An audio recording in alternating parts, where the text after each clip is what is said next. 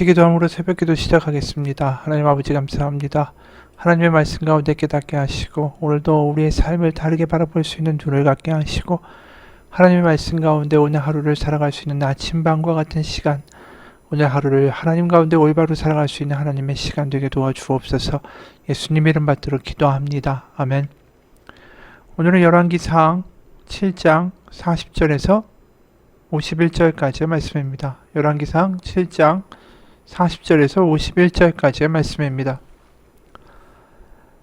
히람이 또 물두멍과 부삽과 대접들을 만들었더라. 이와 같이 히람이 솔로몬 왕을 위하여 여호와의 전에 모든 일을 마쳤으니 곧 기둥 둘과 그 기둥 꼭대기에 공 같은 머리 둘과 또 기둥 꼭대기에 공 같은 머리를 가리는 그물 둘과 또 그 그물들을 위하여 만든 바 매 그물에 두 줄씩으로 기둥 위에 공 같은 두 머리를 가리게 한 석류 400개와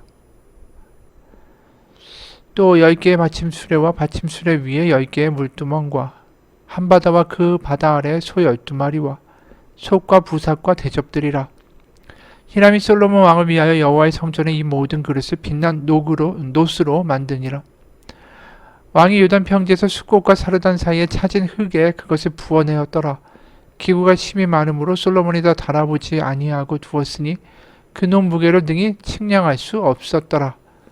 솔로몬이 또 여호와의 성전의 모든 기구를 만들었으니 곧 금당과 진설병의 금상과 내수 앞에 좌우로 5씩 둘 정금 등잔대며 또 금꽃과 등잔과 불집게며 또 정금 대접과 불집게와 주발과 숟가락과 불을 옮기는 그릇이며 또 내소곳 지성소 문에 금 돌적이와 성전곳 외소 문에 금 돌적이더라.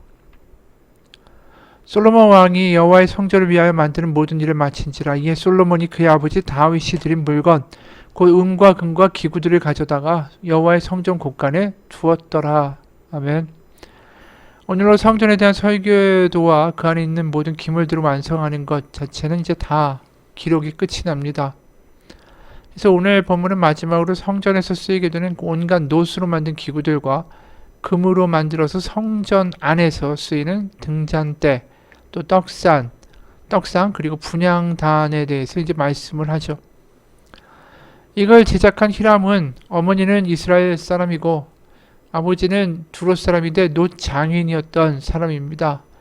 그래서 그 아버지에게 배웠고 혈통으로는 또 반은 이스라엘 사람이라 이 히람이라는 장인을 통해서 하나님이 지혜를 주시고 성전 기물을 제작하는데 아주 큰 역할을 담당했었죠. 그래서 40절에 히람이 또 물두멍과 부삽과 대접들을 만들었더라. 이와 같이 히람이 솔로몬 왕을 위하여 여호와의 전에 모든 일을 마쳤으니.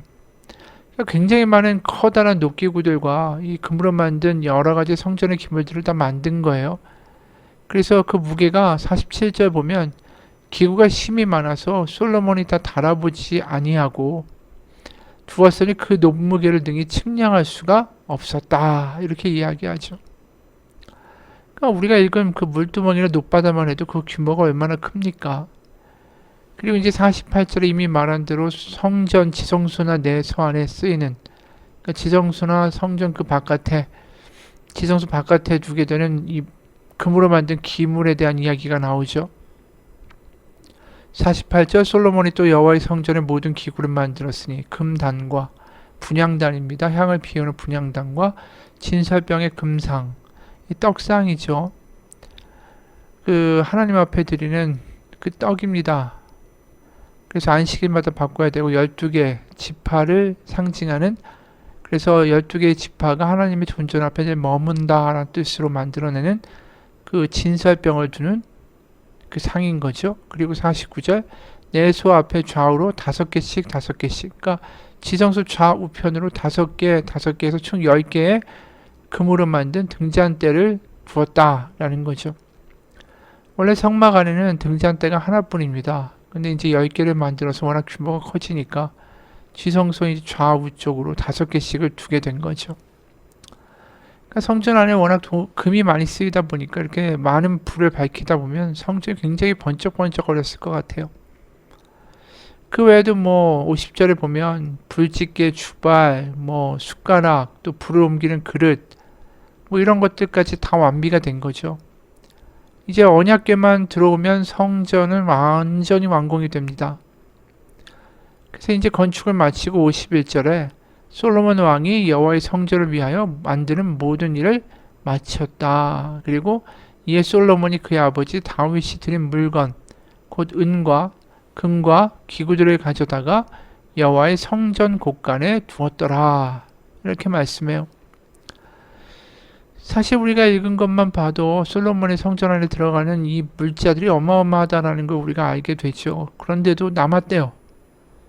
다윗이 얼마나 많이 모아놨으면 이 성전을 만들고 싶은 마음이, 하나님께 이 성전을 지어드리고 싶은 마음이 얼마나 강했으면 이 여호와의 성전을 지구도 남아서 그 곳간에다가 두었다라고 말씀하게 될까요? 사실 다윗이 모은 모든 이 기물, 금, 은 이런 것들은 다윗이 목숨을 걸고 전쟁에서 승리해서 얻게 된 이 전리품이었습니다. 역대상 18장 7절에서 11절을 보면 이런 기록이 나옵니다. 역대상 18장 7절에서 11절까지의 말씀이에요. 다윗이 하닷에셀의 신하들이 가진 금방패를 빼앗아 예루살렘으로 가져오고 또 하닷에셀의 성읍 디브핫과 군에서 심이 많은 놋을 빼앗았더니 솔로몬이 그것으로 놋대야와 기둥과 놋그릇들을 만들었더라. 하맛 왕 도후가 다윗이 소바 왕 하닷에셀의 온 군대를 쳐서 무찔렀다 함을 듣고 그의 아들 하도람을 보내서 다윗 왕에게 문하라고 축복하게 하니 이내 하닷에셀이 벌써 도후와 맞서 여러 번 전쟁이 있던 터에 다윗이 하닷에셀을 쳐서 무찔렀음이라. 하도람이 금과 은과 놋의 여러 가지 그릇을 가져온지라.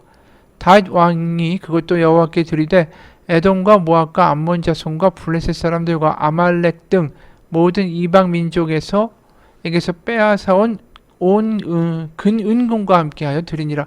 그러니까 금과 은과 놋들을 이제 그동안 계속 전쟁에서 또 모아놓은 것이죠. 아까 말한 대로 솔로몬이 아니라 다윗이 얼마나 이 성전을 짓고 싶었으면 이렇게 많은 은과 금과 놋을 마련했을까요?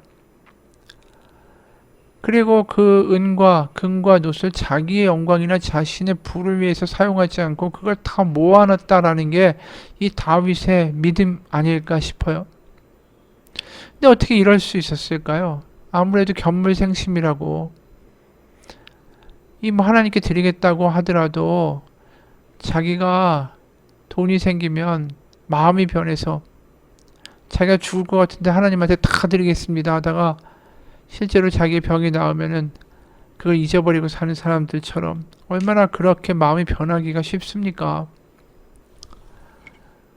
그런데 이 다윗이 전혀 그렇게 하지 않는 거예요. 그렇게 들어온 금과 은과 놋에 손도 대지 않아요. 왜 그렇게 할 수 있었을까요? 그냥 믿음이 좋아서.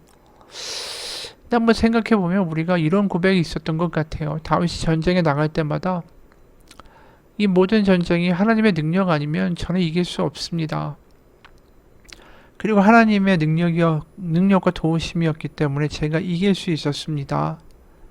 그러니까 모든 전쟁의 승리가 자신의 능력이 아니라 하나님의 능력이다라는 것을 절실하게 고백하고 인정할 수 있다면 그건 당연히 하나님께 되죠. 그 금과 은과 놋에 손을 감히 댈 수가 없습니다. 자신이 얻은 게 아니니까요. 하나님의 능력으로 전쟁에서 승리한 거니까. 그것을 너무나도 분명하게 믿고 고백하고 살았기 때문에 다윗이 그 금과 은과 놋을 그렇게 많이 비축해 놓을 수 있었던 거예요. 실제로 다윗이 그 사울에게 쫓겨서 수많은 고비들을 넘기면서 죽음의 고비를 넘기고 이제 나중에 왕이 될 때까지 보면 그가 겪었던 수많은 위기들 가운데 그를 살려주신 것은 하나님이었습니다. 아무것도 아니었던 일개의 목동이 이 통일왕국의 왕까지 오르는 그 수많은 역경들 가운데 그를 지키시고 도우시고 숨의 바위가 되시고 피난처가 되시고 요새가 되어주시고 그 모든 것은 하나님이셨다라는 거죠. 그는 그 고된 시련들을 통해서 이 모든 전쟁과 자신의 어떤 생존, 이 모든 게 하나님의 은혜다라는 것을 아주 뼈저리게 그 마음 가운데 새기고 살아온 사람이었다라는 뜻입니다. 우리가 하나님 가운데 그게 새겨질 때에 하나님을 하나님 되시게 할 수 있죠. 하나님, 제가 물질을 드립니다. 11조를 합니다. 헌금을 합니다. 이 모든 것의 기저에는 하나님 아니었으면 전 이런 것들을 거두지도 못했습니다. 하나님 아니면 저는 건강히 일을 할 수도 없었습니다. 이 모든 건 하나님이 주신 것입니다. 하나님의 것입니다. 이게 우리의 마음 가운데 진정으로 고백될 때 하나님께 드릴 수 있는 거예요. 그러니까 거꾸로 말하면 우리가 자꾸만 물질에 대해서 민감해지고 하나님께 드리는 것에 대하여 굉장히 마음이 궁색해지는 이유는 바로 거꾸로 말하면 다윗과 같은 절실한 고백이 우리 가운데 없다라는 것이죠. 모든 게 하나님의 은혜입니다. 하나님 아니면 아무것도 안 됩니다. 바로 그 고백이 우리 가운데 있을 때에 하나님께 그렇게 기꺼이 드릴 수 있는 마음도 생긴다라는 것이죠.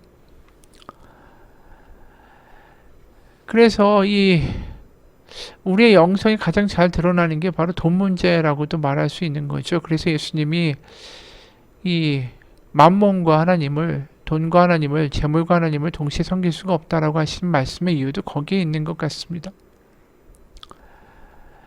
그렇게 하여튼간 믿음의 고백으로 다윗이 금과 은과 노스를 비축했고 이제 성전이 다 지어져요. 그리고 열왕기는 우리가 읽어본 것처럼 그 하나하나를 세세하게 다 묘사하지 허투루 그냥 대충 말하고 지나가지 않습니다. 성전에 대한 하나하나를 다 간략하게 하지 않고 자세하게 기록해요. 그러면서 때로는 왜 이렇게 똑같은 말인지 무슨 말인지 못 알아듣겠네. 너무 자세하게 뭘 이렇게 그냥 다 기록해놨을까 이런 생각이 우리 가운데 들 수도 있다라는 거죠. 그런데 거꾸로 생각해 보세요. 다윗이 신앙 고백으로 그렇게 자신의 목숨을 걸고 전쟁에서 가까워서 갖고 온 전리품들 하나도 쓰지 않고 거의 간직해서 하나님께 드린 이 물질들을 이 하나하나 어떻게 썼는지, 하나하나 하나님께 어떻게 정성되게 드렸는지 그걸 기록해야만 하는 거 아니겠어요? 결국 이 기록하는 사람도 이 다윗의 신앙 고백, 그리고 다윗이 그렇게 정성스럽게 하나님께 드린 그 모든 하나하나를 그 중히 여기면서 기록하고 있는 거예요. 하나님께 드린 그 다윗의 고백의 물질들을 이곳에 이렇게 썼습니다. 이것을 이렇게 장식하는 데 썼습니다. 이걸 이렇게 했습니다. 그러니까 이게 참 깨어있는 것이죠. 하나님께 드리는 정성스러운 마음이 이 열왕기에도 하나하나 이 문장 하나하나마다 들어있는 거예요. 정성되다라는 걸 우리가 느낄 수 있죠. 그렇게 하나님께 정성으로 드린 성전이다라는 거예요. 다윗부터 그 하나하나 모든 사람들의 하나하나가 다 정성되이 하나님께 드리는 모든 과정들을 우리는 이 성전의 묘사에서 보게 됩니다. 우리도 그렇게 드리는 하나님께 드리는 예물, 또 헌금, 예배가 될 수는 없을까요? 이 열왕기 앞부분을 읽으면서 지루하다 보다는 정말 하나님께 하나님을 하나님 되시게 하는 그 온전함과 민감함이 아주 너무나도 날카롭게 서 있다라는 것을 느끼게 돼요. 그렇게 하나님을 하나님 되시게 할 때에 그 성전에서 드리는 예배가 얼마나 감격일까 그런 생각이 드는 거죠. 여러분, 우리의 예배가 어떠한 예배인지, 우리가 하나님께 드리는 물질이 어떻게 드리는 건지 다시 한번 돌아봤으면 좋겠습니다. 솔로몬의 성전 앞에서, 이 모든 묘사들 앞에서, 그 정성스러운 마음 앞에서 하나하나 하나님께 그렇게 정성되이 드리고 기록하고 바치는 그 예배의 모습이 우리 예배가 좀 됐으면 좋겠어요. 어느 유럽에 유명한 장인이 있었대요. 그 사람이 전 세계에서 정말 웅장하게 지어지는 예배당에 이제 자기가 조각을 해야 돼가지고 미국으로 가게 됐습니다. 미국에 가서 그 예배당을 짓기 시작하는데 이게 단시일 내에 완성되는 게 아니죠. 그러니까 매일매일 아침에 가서 새벽에 가서 저녁 때까지 그 예배당에서 시간을 보냈습니다. 작업을 해야 되니까. 그러다 어느 날 이제 관광객이 그 건물 안에 들어와서 구경을 하고 있었던 거예요. 예배당에서. 근데 이 장인이 천장 근처에 아주 높은 곳에 사다리를 타고 올라가서는 이 바닥에선 거의 보이지도 않을 만큼 아주 조금만 어떤 조각을 아주 집중해서 너무 꼼꼼하게 일을 하고 있는 것을 발견했어요. 그러니까 이 장인은 그 예배당에 나중에 들어올 어떤 예배자도 발견할 수 없는 그 천장의 저 구석에 있는, 그래서 이제 하늘을 향해서 이렇게 얼굴을 향하고 있는 하나의 조그만 조각을 만드느냐고, 그걸 너무 세세하게 잘 만드느냐고 아주 그냥 목을 굽혀가면서 애쓰고 있었던 거예요. 그래서 관광객이 물었어요. 왜 그렇게 다 완벽하게 하려고 합니까? 아니, 이 제가 있는 데서는 지금 당신이 애쓰는 그런 세부적인 거 보이지도 않고요. 그 하늘을 향해서 얼굴을 들고 있는 그 얼굴상을 만든다고 해도 우리는 보이지도 않지 않습니까? 그랬더니 그 예술가가 이렇게 대답했대요. 우리들은 못 보지만 하나님은 보실 수 있습니다. 참, 이 민감하고 날카로운 이야기 아니에요? 이분이 예배당을 조각할 때에 바로 이 성전을 짓는 그 당시에 사람들처럼 짓고 있는 거 아닌가요? 조각하고 있는 거 아닌가요? 하나님이 보신다. 그러한 마음 가운데 성전을 짓는 거죠. 그런 마음으로 예배하는 거죠.